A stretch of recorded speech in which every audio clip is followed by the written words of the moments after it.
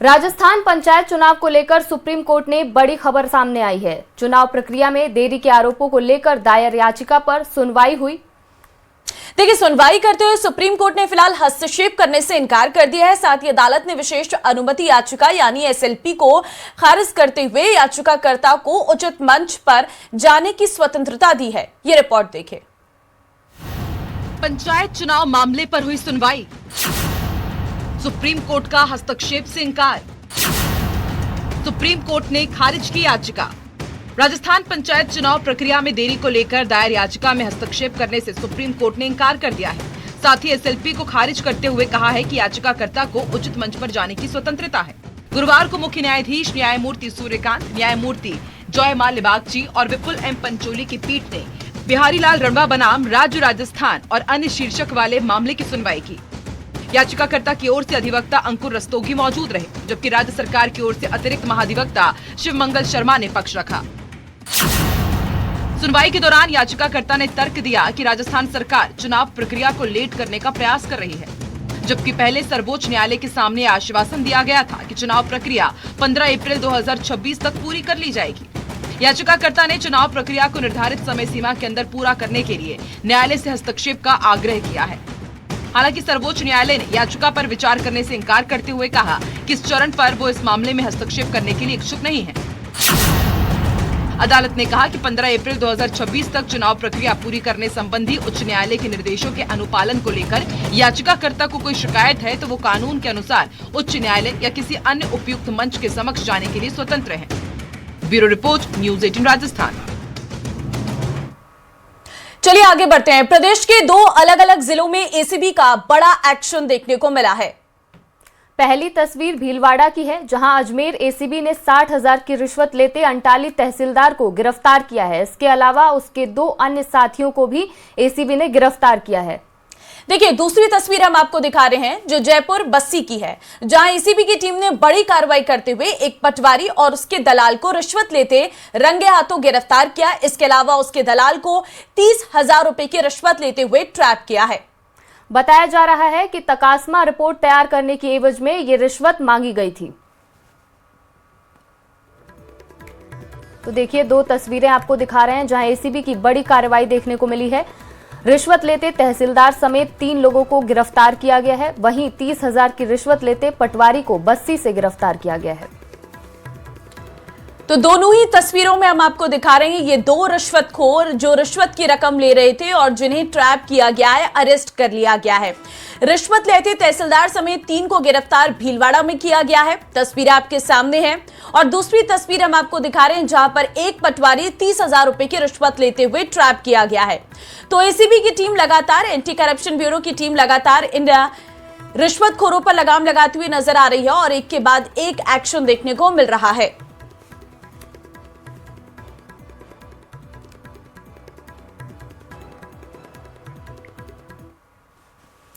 और दौसा से बड़ी खबर है, जहां पैंथर आने से हड़कंप मच गया। आबादी क्षेत्र में पैंथर का मूवमेंट देखने को मिला है। सिकराय उपखंड के घूमना गांव का ढाणी बंदा वाला का ये पूरा मामला है। ग्रामीणों में डर का माहौल है। वन विभाग और पुलिस को सूचना दे दी गई है। सुबह से ही ग्रामीण पैंथर पर नजर रख रहे हैं। देखिए, तस्वीरें भी आपको दिखा रहे हैं दौसा से, जहां पैंथर के मूवमेंट के बाद ग्रामीणों में दहशत का माहौल है। देखिए, पैंथर आने से हड़कंप मच गया है। सिकराय के घूमना गांव का ढाणी बंदा वाला का ये पूरा मामला आपको बता रहे हैं। ग्रामीणों में डर है। वन विभाग को सूचना दी गई है। सुबह से ही ग्रामीण पैंथर पर नजर रख रहे हैं।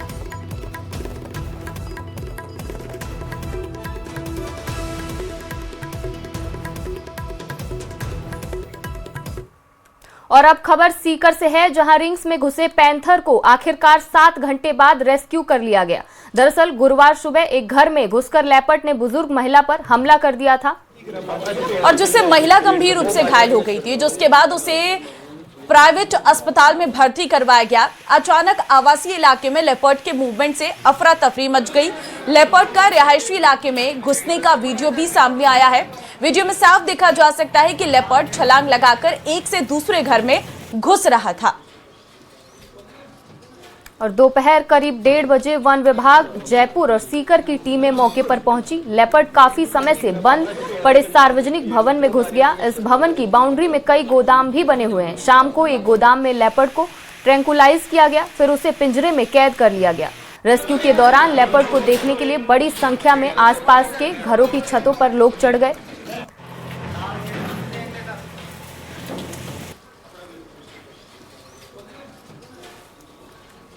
साढ़े 10 बजे पैंथर के मूवमेंट की खबर मिली थी। एक महिला को हल्का घायल भी किया है। तो जैसी जानकारी प्राप्त हुई वन विभाग को सूचित करने पर वन विभाग की टीम ACF साहब के नेतृत्व में यहाँ पहुँची। साथ ही जयपुर वन विभाग की भी ट्रैंकुलाइजेशन टीम यहाँ पहुँची और लगभग 5 घंटे के सर्च ऑपरेशन के बाद उस पैंथर को रेस्क्यू किया गया है। सुबह में पैंथर द्वारा एक महिला के घायल होने का समाचार प्राप्त हुआ।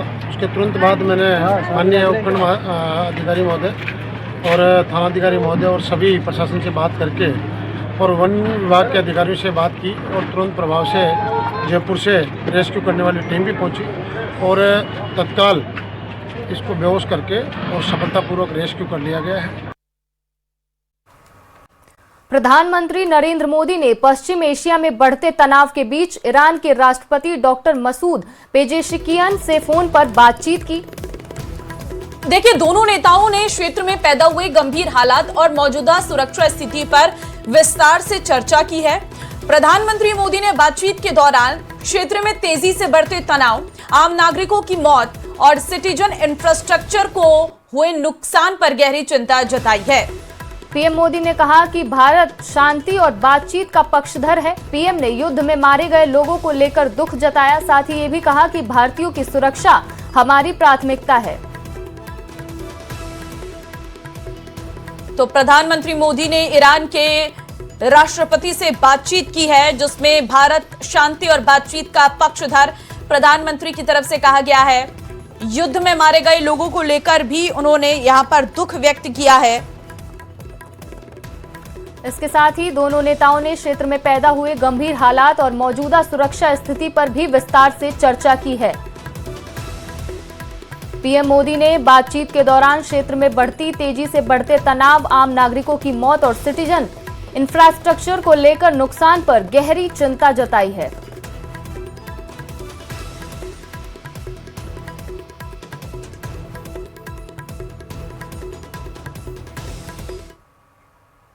और अब बात मौसम की कर लेते हैं। राजस्थान में बादल छाए हैं, आंधी बारिश का अलर्ट जारी किया गया है। प्रदेश में भीषण गर्मी के बाद मौसम में थोड़ा बदलाव हुआ है।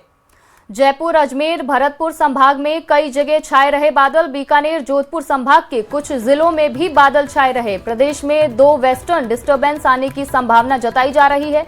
अगले 10 से 12 दिन के दौरान वेस्टर्न डिस्टर्बेंस आएंगे और 2 सिस्टम के असर से प्रदेश में गर्मी सामान्य रहने की संभावना है। 14 मार्च को 8 जिलों में आंधी और बारिश का अलर्ट जारी किया गया है।